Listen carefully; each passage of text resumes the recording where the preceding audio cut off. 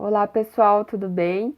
Estou gravando esse vídeo sobre Sistema Internacional de Unidades, o SI, para dar uma forcinha para vocês nessas disciplinas desse módulo e que vai ajudar também nos próximos módulos, caso vocês tenham alguma dúvida, quiserem consultar, tá bom?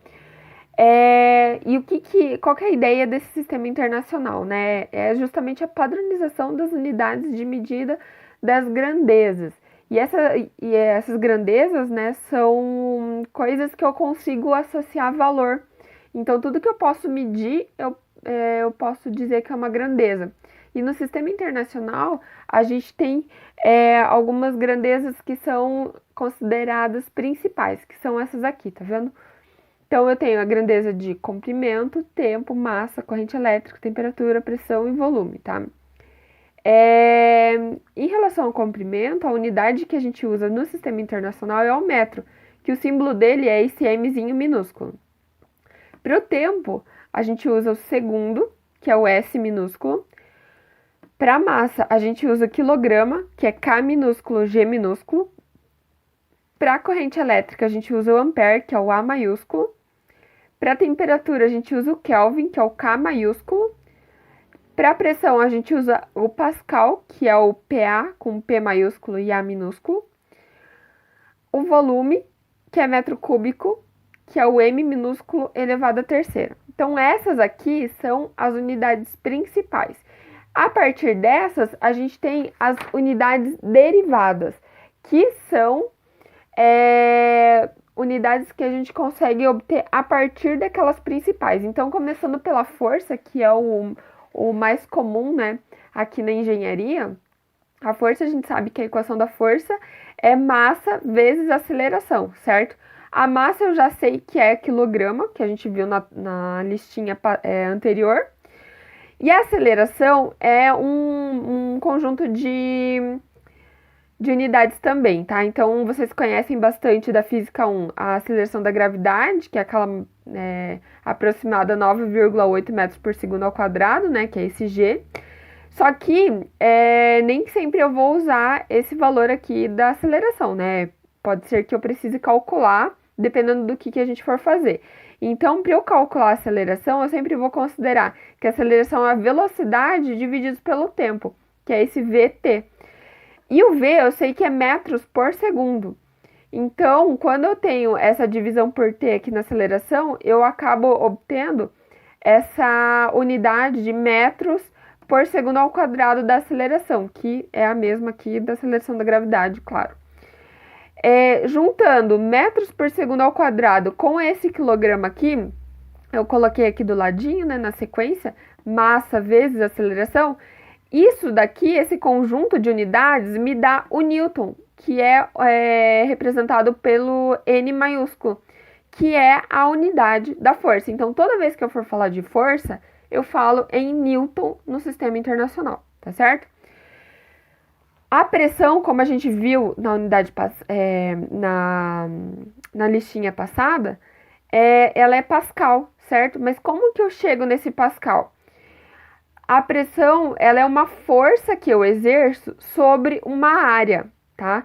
Então, como a gente viu antes, a força é Newton e a área é metro quadrado, né? Base vezes altura, se a gente estiver falando de alguma coisa, um quadrado, retângulo, enfim. Então, toda vez que eu tenho Newton divididos por metro quadrado, esse conjunto de unidades me dá o Pascal, tá? Se eu quiser abrir aqui, colocar quilograma, metro, divididos por segundo ao quadrado, divididos por metro ao quadrado, eu vou ter algo no sentido de quilograma, metro por segundo ao quadrado, tudo isso aqui vezes 1 sobre metro quadrado, que é esse aqui, certo? Eu posso simplificar esse ao quadrado com esse daqui, e eu acabo tendo quilograma, metro na menos 1, que é esse metro eu coloquei aqui, eu joguei lá para cima, né?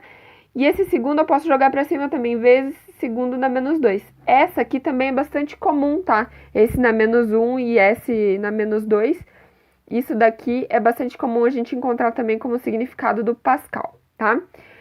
Em relação à energia, a gente tem aqui o Joule. Mas o Joule, ele pode ter uma abordagem tanto em relação à energia elétrica, que é watts vezes segundo, e ele está relacionado também, quando a gente fala em Joule, naquele efeito Joule que a gente estuda em Física 2, né?